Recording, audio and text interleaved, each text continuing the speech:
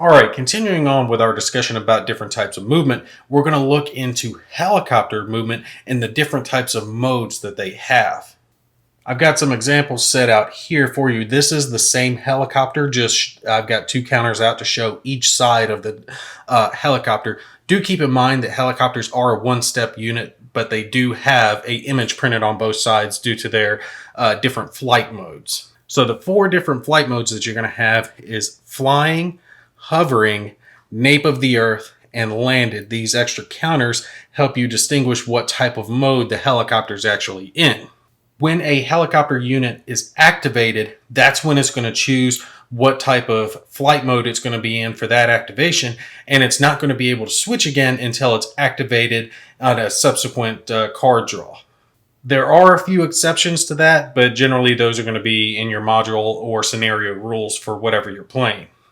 Something else you need to look at when it comes to helicopters is your terrain effects chart, because on the right side of the chart, you'll see that there's a set of columns that shows you the height of the helicopter at all of its different flying modes for the different types of terrain.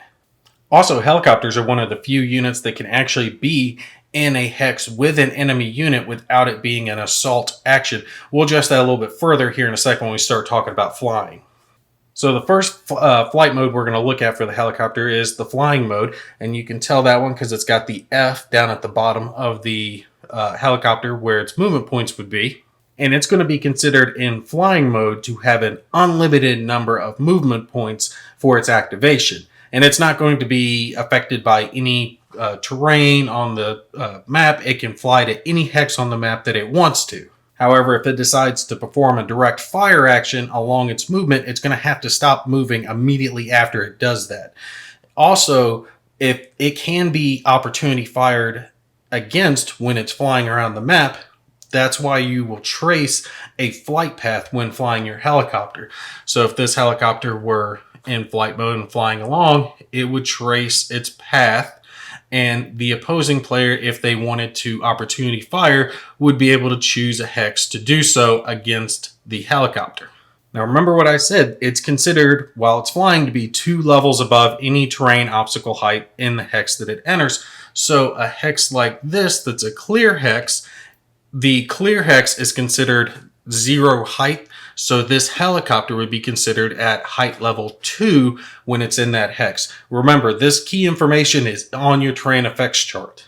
So because of that, an enemy unit can move into a hex that a flying helicopter is in without assaulting it. So this T-80 could move into this hex and it would not be considered an assault because technically the flying helicopter is up above it. A couple more things you want to keep in mind. Say instead of a T-80 that this was a AA unit in this hex, same hex as this flying helicopter. If it were to fire up at the helicopter or the helicopter fire down to it, they would be considered to be 1 hex away from each other when they were conducting their fire attacks. Also, like I was saying, a flying helicopter does have unlimited movement points when it's in flying mode, but if it expends more than 12 movement points during its activation, and it's only going to be 1 movement point per hex that it moves into, if it does expend more than 12, it will not be able to conduct a direct fire action on this activation. And also, like the normal rules, a helicopter unit can conduct an opportunity fire like any other unit as long as it is not disrupted or ops complete.